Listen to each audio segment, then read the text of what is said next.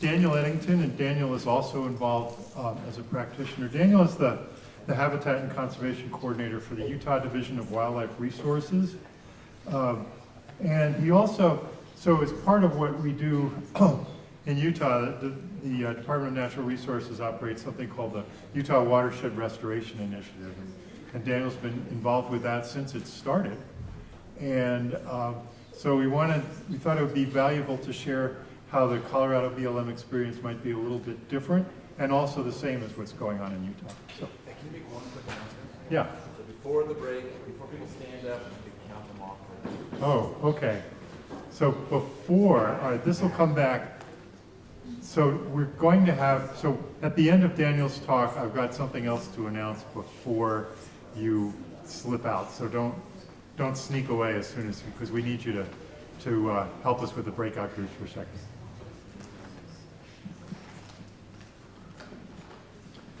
Hello. Yeah, I'm with Utah Division of Wildlife Resources, and we help administer this collaborative group that we have in Utah called the Watershed Restoration Initiative. As I talk today, you're going to hear me call it WRI. That's our acronym for it. So when I say that, that's what I'm referring to. Closer? Better? For the online people. That way. Who aren't there right now? So just to start off with, I just want to talk a little bit about what WRI is. So first, it's a state-led partnership-driven effort to improve high-priority watersheds in Utah. We've been around since 2006. Is when we got started. There's 3 ecosystem values that we primarily focus on. Watershed health, biological diversity, water quality and yield, and then opportunities for sustainable uses of natural resources. So I want to just jump back to the partnership idea. This initiative does not function without the partners. We have a lot of partners. Every year there's anywhere between 70 to 80 funding partners that contribute to this program to make it successful. This is just a small snippet of some of the logos of these groups that put funds onto projects, but this program doesn't operate without partners. So why was it created? It was created to address a lot of the threats, to habitat, to watersheds, to wildlife. We did get started in about 2006. That was right after we saw a lot of droughts. We saw some severe die-offs of some sagebrush that did come back, but they looked dead at the time, and people wondered, what did we need to do? There's a lot of balanced ecosystems out there. Today we're talking about Pinyon-Juniper. We have some overabundance of that in some of our sagebrush communities. We've got aspen decline due to conifer encroachments, inappropriate fire frequencies and intensities, decline of healthy streams and riparian areas and invasive non-natives. All these things are causing threats to ecosystems that we value. So what's made us successful as a partnership, as a collaborative? We've been going for almost 17 years now. Really, a big component of that is we're a state-led partnership. And I think a state-led is a pretty effective place to be nimble enough to adapt to changes. Sometimes the federal governments get locked in places, but we're also still big enough to bring everybody together to the table and have conversations about what needs to happen. So the ownership, the leadership, we share that. I mean, between all the different agencies, non-NGOs that are part of the initiative. We're all hands, all lands. We facilitate and provide places for partners to get together and gather and have conversations about projects, what needs to happen out on the ground. A lot of our funding and our contract are centralized through the state of Utah, where we're able to put out contracts for the federal agencies on their lands to be able to do cross-boundary type work, because a lot of the ecosystem values we're talking about don't stop at land ownership boundaries. And so we're assisting with helping with some of the NEPA, the cultural resources. A lot of the contracting is all facilitated through the state so that we can put contracts out that don't just stop at land ownership boundaries. Every year, once we know which projects are going to be funded, we put out a bulk seed purchase. for all of those projects through our Great Basin Seed Warehouse. And that way we're able to get a cheaper cost on all of that seed, and then each seed mix is custom put together. We are a bottom-up structure, so we have 5 regional teams. And really what the WRA admin team is really doing is just trying to provide some broad direction, identify roadblocks, and see what we can do to break them. That's kind of what our goal is, and we try to come with an attitude of yes, what can we do, instead of always the no that we sometimes get. What can we do, how can we do it to move forward? So I mentioned we have 5 regional teams. Right now they are broken out by the Division of Wildlife regional boundaries, but each team develops and they amend their own charter. They get to put what's in there, identify their own leadership. They're going to review and work to improve all of the proposals that come through their region. They do annual field tours, so they're getting people out on the ground to have conversations about project areas. What's been successful? What can we improve on? And then they do all of their proposal evaluations and scorings for prioritizing project areas. So every year they do regional field tours. We have anywhere from 40 to 80 different people come to each one of those field tours out on the landscape. All different agencies, all different NGOs, private landowners attend these field tours. And they just have conversations about what, go out to a project area, see what was successful, why was it successful, what could be done better.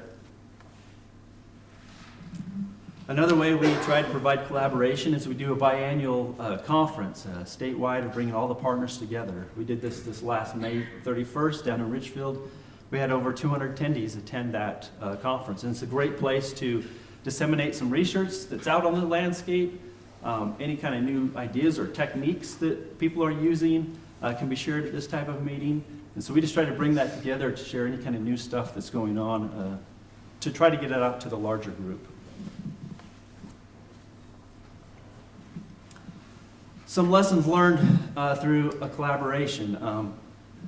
Partnership takes practice. It doesn't come easy. Every time a new person comes into a position, you got to go reach out to them, bring them in, hopefully convince them that this is a great place to be. But it has to be an easy and a safe place to participate. If it's hard, people shy away. If they don't feel like they can share their opinions, they'll shy away and not participate. So they've got to feel like they can be there. There's a lot of ways we provide open communication. We have an online database system, so each project is entered into that system. And it has a comment section that allows people to come in and provide comments. We all have different disciplines, different perspectives on projects, and allows people to come in and share their comments on the project so the project manager can address or tweak a project as necessary. All partners have strengths. We also all have weaknesses. The more we can grab people's strengths and bring those to a project, the better off that project's going to end up being. So we like to try to play to the partner strengths. We need to share credit to everyone. We like to promote our accomplishments, report that. We like to come together when challenges arise. Sometimes a certain agency will get challenged on stuff, and we like to say, well, the state's also involved. We also have NGOs involved. It's not sometimes just a single agency that sometimes gets challenged on some of that stuff. We like to be a science-based approach, use the best available science. That's always changing and always adjusting, and so we're trying to be adaptive to that as best we can. We monitor a lot of the projects and trying to get the best information we can at what we do and how we can improve it going forward. So what have we been able to accomplish? So we've been around since 2006. We've seen over 2,700 projects accomplished out on the landscape. That's affected almost 2,500 miles of stream, almost 2.5 million acres. If you look at the map on the right-hand side there, what's highlighted in blue are the proactive projects, meaning we're going out and trying to do something proactively, versus the red, which is fire rehabilitation, which we also address. What's interesting in Utah right now is we're doing more proactive acres out on the landscape than we are doing fire rehabilitation each year. And I think what we're starting to see on that map on the right is we're starting to see some mosaics, some patterns that are showing up there. Hopefully, breaking up some of that fuels condition and, allowing hopefully some of these larger fires not to continue on the landscape. We've put almost 15 million pounds of seed out on landscape. It's come at a cost, $377 million. We've had over 700 funding partners that have contributed to this work. This is just a quick graph of the annual acres that are treated each year. What's in blue, once again, is the proactive acres. What's in red is the fire rehabilitation acres. The black line is just the cumulative acres per year. So how do we get funding for restoration? There's a lot of different ways. Like I say, on average, any time a given year, there's 70 to different 80 funding partners that put money to projects. The Division of Wildlife, we have a Habitat Council, primarily has funds for big game, sport fish, those type of animals. The WRI funding, we've received money from our state legislature, and that's really been a help in bringing this partnership together because it helps to fill in a lot of gaps that certain funding sources have restrictions on. We have conservation permits in Utah, so a lot of our sportsman groups, Mule Deer Foundation, Sportsmen for Fish and Wildlife, Rocky Mountain Elk Foundation, Turkey Federation, they all have funds they bring to the table. Of course, the federal agencies, we don't operate without the federal agencies. The land ownership, they have the majority of the funding that's able to get out in the landscape. So the BLM, Forest Service, the NRCS, the Fish and Wildlife Service, all bring funds to the table.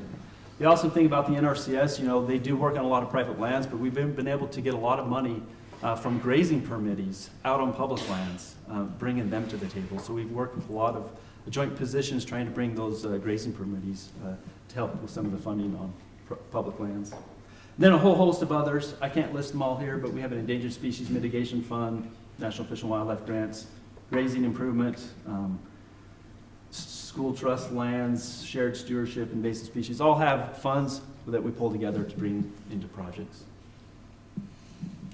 So we have a criteria for ranking our projects. That's what helps us prioritize projects in the state. It has a lot of different components to it. Each project receives a score. So we have the WRI core values, so the water quality and yield, the watershed, and health and biological diversity, opportunities for sustainable uses, all receive a score. Then we have a lot of other ecological considerations, project location and timing. Why here, why now? Is there an ecological threshold that we're bumping up against to? Is it because there's money available? As Ian mentioned, there's a lot of money available for certain types of project areas. How does it affect the fire? Is it reducing catastrophic risk? Is it improving a fire regime that needs to happen? Future management. All of these restoration problems got here because there was a problem out on landscape. What are we trying to do to rectify that so that hopefully we don't have to come back in later to make it be resilient on its own? And then we have some just administrative considerations. Partner inclusion. Once again, we look pretty hard at any kind of project that hits a land ownership boundary. You're going to get dock points if you hit a land ownership boundary. Have you reached out to that landowner? Whether it's private landowner, whether it's the Forest Service and the BLM's doing something, what are we doing to make that so that that's not the problem? We want to go across that border. There's a lot of complications with that, with NEPA, by the two different federal agencies, but that's where WRI can come in and help, even provide some funding, where one agency may not have the funding, and one might, just to be able to get it all done at the same time. And then relationships to management plans. We want to, all of us operate under management plans. We want to tie that back to the actual plan, the actual objectives that we think this project's going to accomplish in that plan, so people receive points for doing that. So where do we work? We really work everywhere. Whether it's riparian, whether it's sagebrush, whether it's aspen, whether it's dealing with fire rehab. We do that with mechanicals, prescribed fire, but we really work everywhere. So, this conference, we're really talking about Pinyon-Juniper management. When you look at this, I like this graphic here. It kind of just shows where the sagebrush, the woodlands, and then we have this ecotone area. A lot of the work and a lot of the funding that, you know, comes through right now has been a lot for that sagebrush and that ecotone area. And so a lot of the work that WRA has done has been in that area. We've dabbled in the woodlands a little bit, but not tons has probably been done in that woodlands area. It's probably something we need to have more conversations about. This is just kind of a status of Pinyon-Juniper and woodland. This is data from the NRCS Working Lands for Wildlife. What does Pinyon-Juniper look like in Utah? So they put together some of these graphics. You know, the top one there is, you know, Utah PJ woodlands with tree cover on the right or the left and the, you know, years. What you see in all three of these is, you know, an increasing of Pinyon-Juniper woodlands. That second one is, you know, PJ colonization into, you know, sagebrush ecosystems. We see that increasing as well. And then the last one is, you know, sagebrush conversion to a woodland, also increasing. And so that's kind of what the map on the right just kind of highlights there. What you see in yellows, you know, degraded sagebrush habitats, sagebrush converted to woodlands, and then the core PJ woodland areas. So on this map, I just kind of took a lot of the data from the rangeland analysis platform, where we see PJ increasing in Utah and where we see it decreasing, because we know that's also happening, as we've heard some talks already today about that. This just kind of highlights, you know, on the graph there, what's in red, what's in green is where PJ is increasing in the state. What's in pink is where we see PJ decreasing. The majority of work that has taken place in Utah has been in that area where we see increasing Pinyon-Juniper, in that sagebrush or that ecotone. That's where a lot of the Pinyon-Juniper work has taken place. I just want to highlight maybe just a couple projects that have been out on the landscape. You can see maybe what's kind of happened. This is the Greater Fremont Plateau over near Panguitch, Parowan, Utah. It was completed in 5 different phases. They treated almost 2,100 acres of upland, 18 acres of riparian, and 24 miles of stream. A lot of those upland acres were tree removal, either by lop and scatter or by mastication. A lot of the riparian and wet meadow was done by, you know, low-tech stream structures, beaver dam analogs, Z-dike control structures, fencing, head cuts. Here's just some pictures of that, some of the upland removal that happened.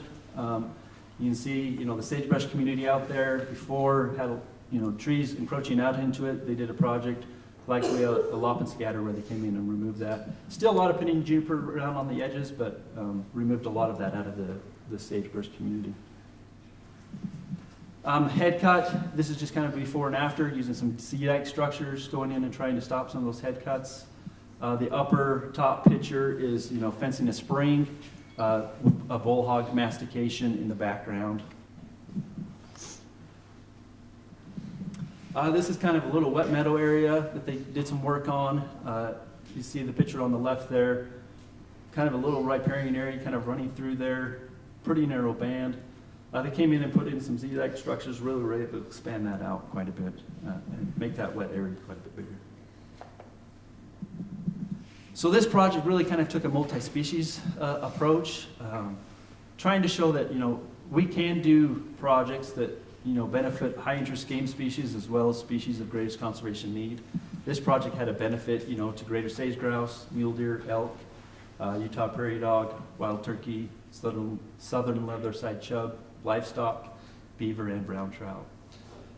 And one thing that they kind of did on this project is they tried to focus on some of those key threats to the habitats. And so just trying to manage for that resilient landscape. This was a huge team effort. It was all hands, BLM, state, and private.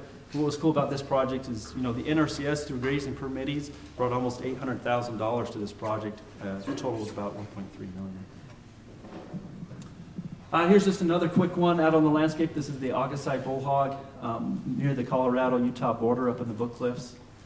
It was a mastication-only project that treated about 1,800 acres on BLM and state private land, on state lands.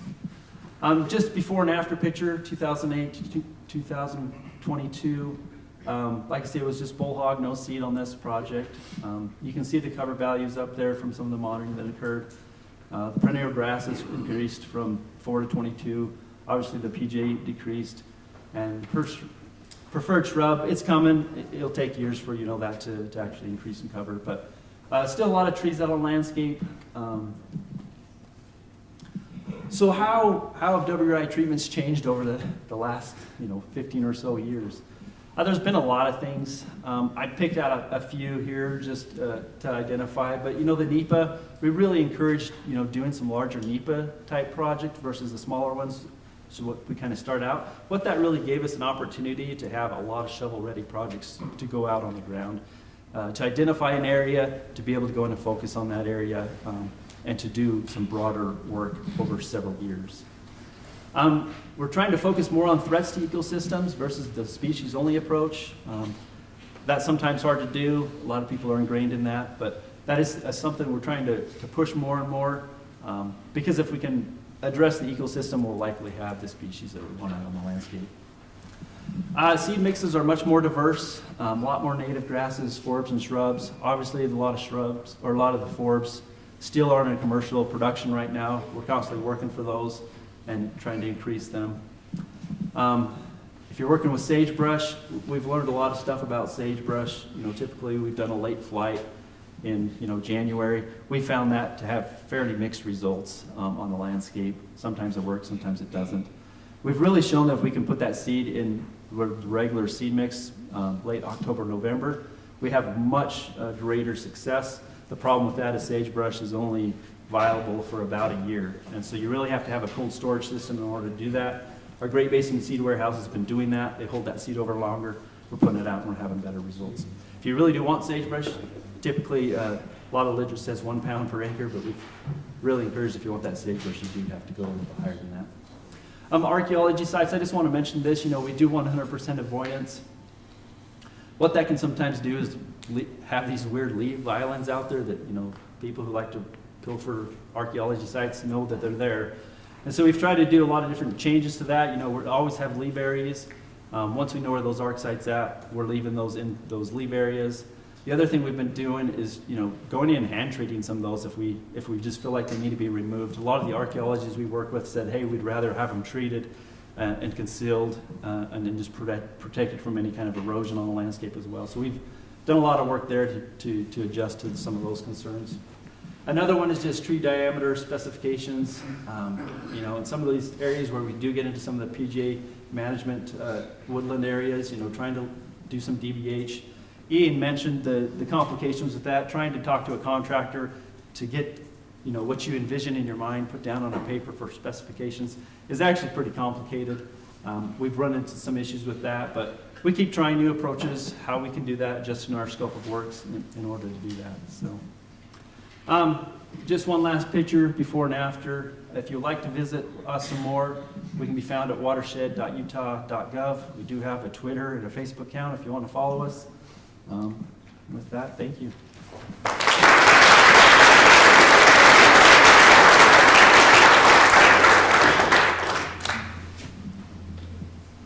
Questions for Daniel?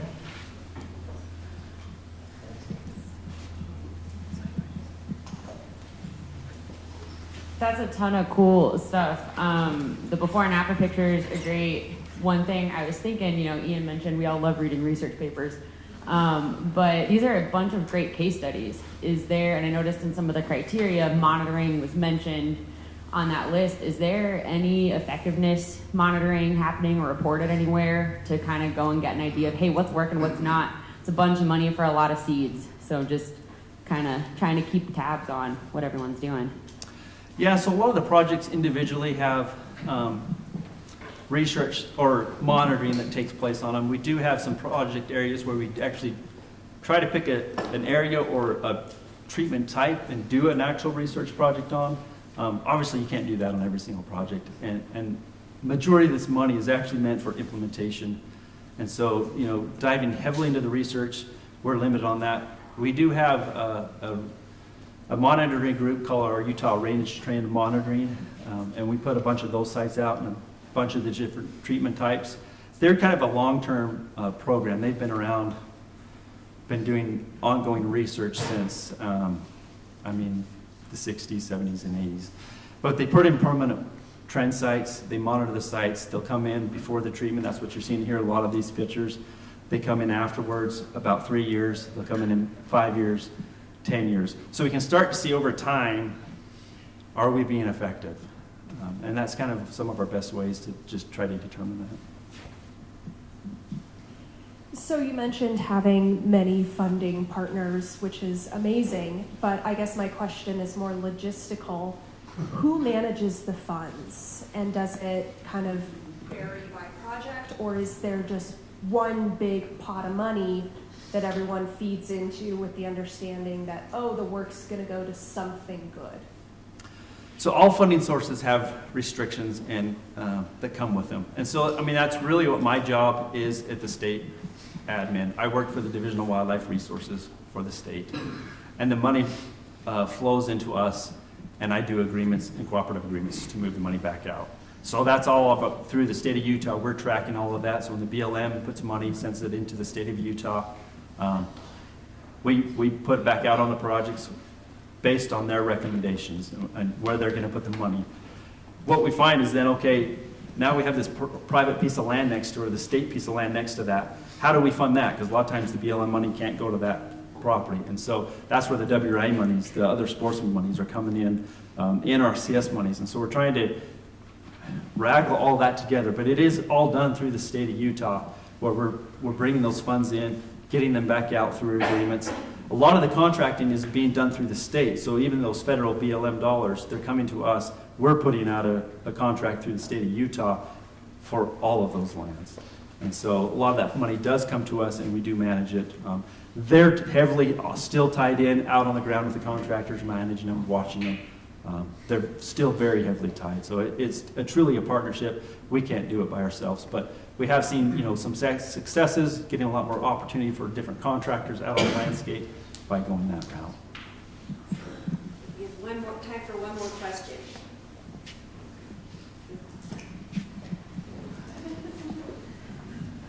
Yeah, I was just wondering about your work with NEPA, and how does that work with the state helping out the federal agencies with NEPA, and how does that facilitate the whole NEPA process and make it easier for the feds?